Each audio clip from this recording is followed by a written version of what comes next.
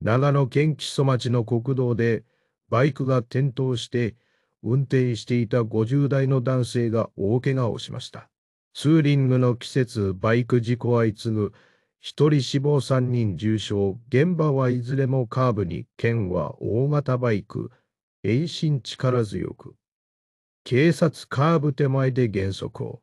事故があったのは、木曽町唐国道19号線です。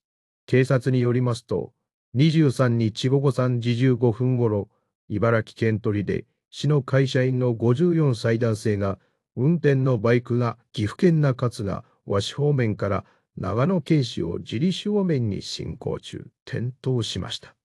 この事故で男性は左鎖骨、肋骨骨折で重傷を負いました。警察によりますと、ツーリング中だったということです。現場は直線道路で、警察が事故の原因を調べています。